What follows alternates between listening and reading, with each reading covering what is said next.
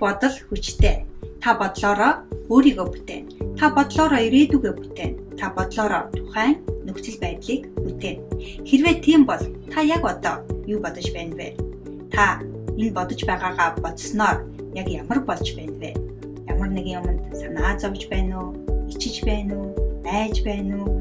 Инээж байна уу? Эсвэл бүх юм боломжтой санагдаж байна уу?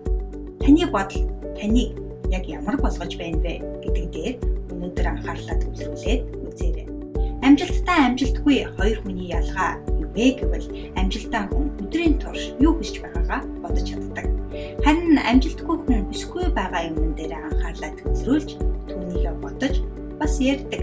Жишээлбэл тэрнтэй таалцчихгүй юмсан. Аригчинтаа суучхгүй юмсан. Ажлаасаа халагдчихгүй юмсан. Шалгалтандаа унчихгүй юмсан. Гэх мэтчлэн үсээгүй юмаа бодож бас ярьдаг.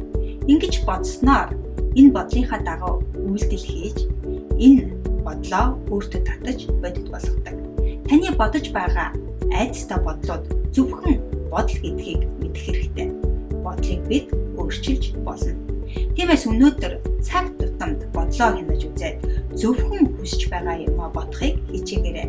Бодох хүсэлтэй бодлоо бүр бичиж байгаад нүдэнд харагдах газараа тавьж өөртөө сануулаарай. Заримдаа бид бодлоо дэндүү авцсан байдаг. Тиймээс бодлоо хянаж үзээд өөрчлөхийг хичээгээрэй.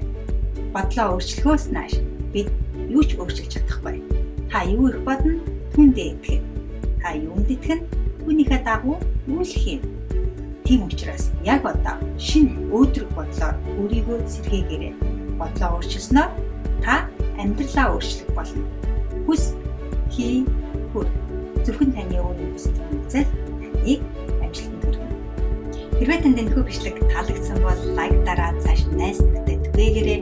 Мөн иймэрхүү бичлэгүүдийг цаг тухай үед имэйл хаягаараа хүлээж авах хүсэлтэй бол яг одоо uga@comro ороод миний цахим мэдээлэл бүртгүүлээрэй. Мөн миний YouTube сувагт бүртгүүлээрэй.